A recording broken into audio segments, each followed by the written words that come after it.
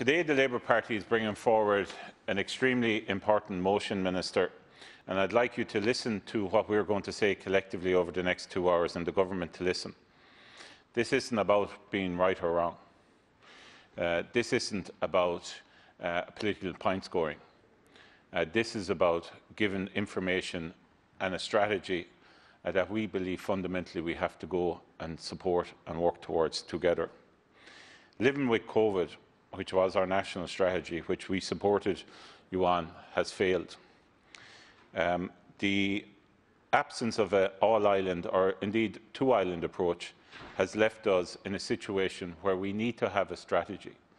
The situation at the moment whereby the government in 2 weeks' time are going to make some sort of pronouncement, I'm not sure that's a strategy. Strategies have core areas. They say out and set out straight what we are going to do. I'm not sure that having a Taoiseach and a Minister for Housing over the last 48 hours making statements publicly about what potentially will happen in 2 weeks' time or 4 weeks' time or 6 weeks' time is helpful. It certainly precedes any strategy. We don't have a strategy. So I want you to listen to what we're saying today and put this into a strategy. We're advocating for a national aggressive suppression strategy, zero COVID by another name. We want to suppress the virus and basically ensure that we get it down so low to double digits that we can give Ireland a chance that 2021 will be different from 2020, because the people are at the end of their tether and they need it. And then once we have suppressed the virus, that we panzer-like through increased support for public health teams, tackle the virus in areas where it arises again. We basically are saying we need to eliminate community transmission. Otherwise, we believe we will be in lockdown 4. And the key test of whatever strategy you bring forward will be to prevent that happening. We have so many unknowns. The virus is not, or the vaccine is not the panacea we all thought it would be, or many thought it would be late last year. It simply is not going to be. It's going to take a considerable period of time. And even when it is administered, and I wish you absolutely the best in administering it and getting it out there, and in any way we can support you, we will. But there are so many unknowns in relation to transmissibility, in relation to how the different viruses affect different people. So we don't know. But most of all, the biggest issue we face is the mutations and variants. There's a global issue in relation to this virus whereby if areas of the world are not going to be vaccinated in a speedily way, variants and mutations are going to happen, and they will find their way home here to Ireland. So how are we going to ensure we protect our people? The real worry is that we will have a pandemic within a pandemic because of the mutations. I think the public are ahead of us, Minister. I really do sincerely think the public are ahead of us. And they want us to see us address this once and for all. There are a number of components to this strategy. The most important issue, I believe, is that we put forward a strategy that will have public confidence that we will see it through, and that will get us to a point where we can live in some form of normality, not full normality, later on this year.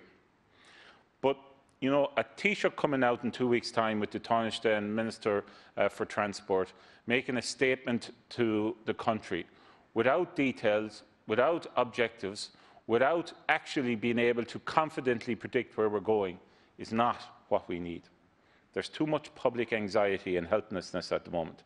I've never seen so many people who are in a distressed state, and I say that openly. It's very different from last year. And we do need to give people hope. We do need to deal with anxiety, and we do need to give them direction. The components of our strategy, fundamental to it, is the issue of travel. Now, some say that travel isn't a huge quantity of cases. They're wrong. We also thought that the B117 variant wasn't a big issue in Ireland. Well, how did it get here and how did it become the dominant strain? It did so because of travel. So we need to ensure we have mandatory quarantine of travellers, Minister. And I can't understand why since last May we haven't the infrastructure and legislation put in place for this. What has happened in the last 9 months? Somebody needs to explain that to me, because nothing happened. And that is a failure. We also need to ensure that it has to be across the board. The Brazilian and South African viruses are on tour, or variants, sorry, are on tour. It doesn't matter, because it could equally come from any other destination. That's not the way the virus works. Fundamentally, we need to ensure that people who come in are quarantined, that they PCR test on arrival 5 days later and later on, and then they can move on. Also, as regards people who are going to airports or ports, what is the point in saying we fine you €500 and then wish you the best for your holiday? This is driving people insane. We have to have the power to say, sorry, you're not going. Or we have to have the power to fine them to an excess of level where it won't be worth their while going. Because the volume of people travelling is incredible still. And if you want to bring in legislation next week, which I hope you will, because the Taoiseach said so yesterday, we will facilitate it. We also need to ensure that we have serial testing in healthcare settings in particular, that we have checks 5K within from the border on all major routes, and a significant amount of checks on all minor routes. And furthermore, and this is something that I really feel you need to listen to, there are too many people who are not working from home. Compared to last year, the volume of traffic on the road again this morning is incredible. So please, through the Health and Safety Authority, will you ensure there is a survey taken of all employers over 20 people as to how many of them are working from home and how many are not? I think you'll have full political support for doing it. I think it would be a very good exercise, and please take that on board. Too many people are certainly working in environments where they could be working from home. We also need to ensure that we have antigen testing where we can't necessarily have PCR testing all the time where there are large amounts of people. I've been advocating for this for 6 months. I've stood up inside here, brought out antigen tests, asked why it couldn't be used. In the last 2 months, the European Commission have said they should be used as part of a mix.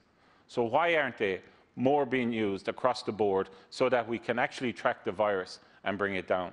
I certainly think it's a tool that hasn't been used enough. And furthermore, when it comes to our public health teams, when we get this virus down, they have to be resourced to act Panzer-like, to go in with the support of Garda Síochána, whoever else, and actually tackle the virus. That is where we need to get to as a country, and keep it down. They have to be resourced, Minister. Before I conclude, I also want to say this. We saw a very, very striking Primetime Investigates programme last night in relation to Tallaght Hospital. And it showed to us how deeply, deeply in debt we are to all of our healthcare workers. I also listened intently to what the INMO and other organisations had to say in the Health Committee. We have to acknowledge this work in the very near future.